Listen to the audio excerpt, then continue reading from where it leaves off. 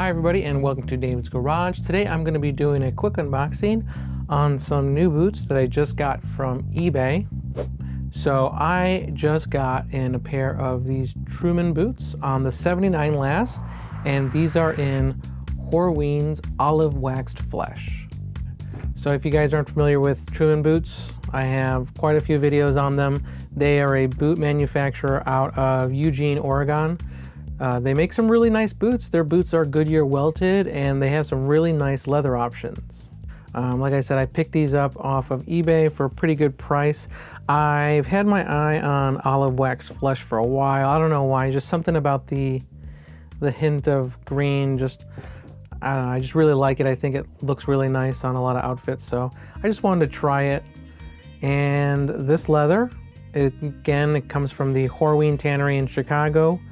This leather is Chrome XL, just the rough out Chrome XL. As you can see on the inside, here is the natural Chrome XL, and on the outside, what they do is they take the rough side of the leather and they finish it with lots of waxes and oils and press it so that way it looks nice and smooth, and it almost looks like a smooth leather, but actually this is the rough out. And as you wear away this thick layer of wax, you'll start to see the nap from the rough out start showing. You can almost see it a little bit right there. That's the nap from the rough out. So it looks like it is just over 2.5 millimeters thick, which is really nice. That is a good amount of leather. I'm really happy with that. Yeah, this leather is great. It's durable. I like that it's, waxed. Gives it a really nice weather resistance to it. So I'm happy with this leather. I think 2.5 millimeters is perfect. And what's really interesting on these boots is Truman actually used the same leather for the tongue, but for some reason on the Java Wax Flash Upland boots, they used a different leather. And you can see this boot is gusseted up until 1, 2, 3, 4, 5th eyelet. It is gusseted up until the 5th eyelet. But for some reason on the Upland boots, Truman just couldn't be bothered to A, use the same leather on the tongue, and then B, gusset the tongue past the 3rd eyelet, which kind of, makes me a little disappointed on the Uplands. But yeah, I'm really happy that they did it for this boot, so I'm glad I picked these up. So this boot is on Truman's 79 last. Now I do prefer Truman's 20 last just because I think it has a nicer looking and a more roomy toe box.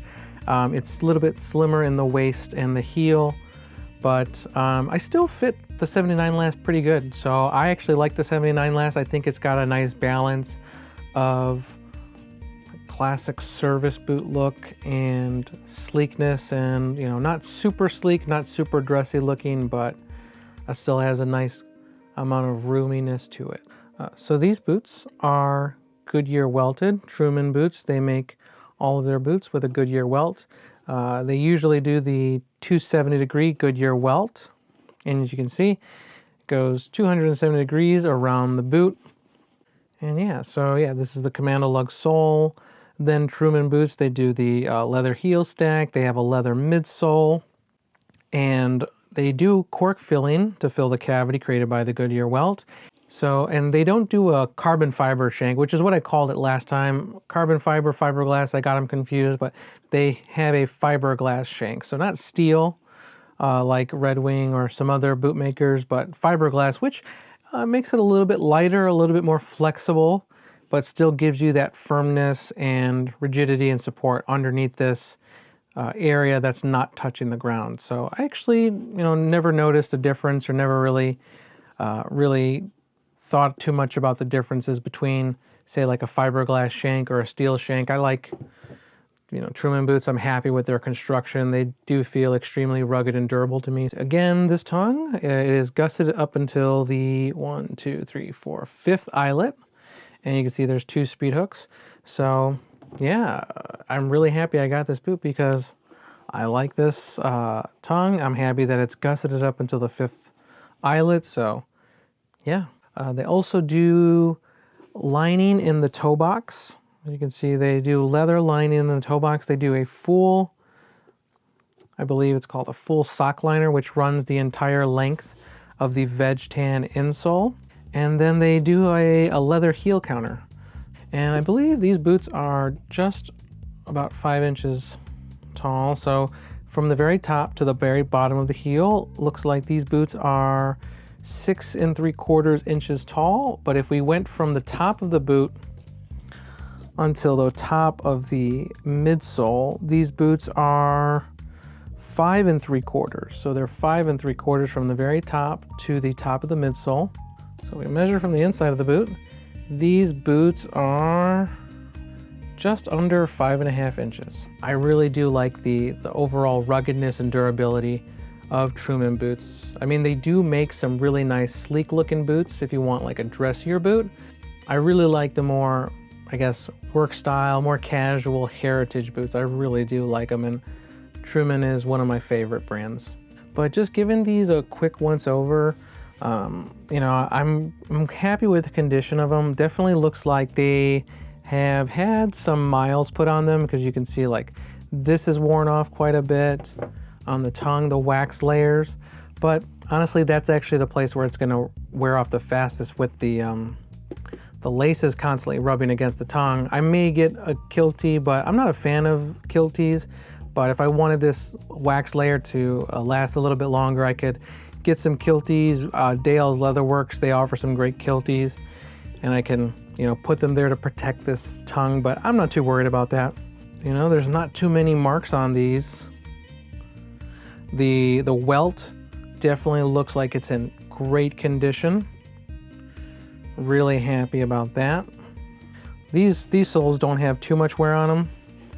This sole, it's gonna last a very long time. But yeah, not a lot of wear on either of these boots. So I'm not gonna do a try on with these boots. I got these in a 10D. 10D is the size I get in all of my Truman boots, on the 79 last and in the 20 last. If you guys wanna see me do a try on, I did do a try on in my unboxing of the Coyote Roughout boots. And I know that this fits really nicely. I like the way it feels. Feels kind of similar to like the Iron Ranger in the toe box, but a little bit, I guess, wider in the waist. But yeah, I'm a 10.5D on the Brannock, and I get a 10D in all my heritage boots. I get a 10D in Parkhurst, in my P&W boots, and from Nick's, from White's on the 55 last, I get 10D. But yeah, so I get 10D in the 20 last and in the 79 last, so I know that these boots fit me great. But I'm really happy with these boots. I really don't have any concerns. If you guys have Truman boots, or if you have these olive wax flesh boots, you know, let me know what your thoughts are on olive wax flesh down in the comments, or if you have a favorite leather from Truman that you've gotten from Truman boots. Let me know what your, you know, the leather you really enjoy, or the leather that you really loved getting in your Truman boots. Let me know down in the comments below, because I really do love the Horween wax flesh, because I just think it's such a nice leather. It patinas nicely. It's just easy to maintain, you know, and durable. So it's comfy feeling. It feels very comfortable, and it's just really simple to maintain. It's kind of like my go-to leather if I don't know what else to wear. So that is everything I have for you guys today. I really do appreciate you watching, and I will see you on the next video.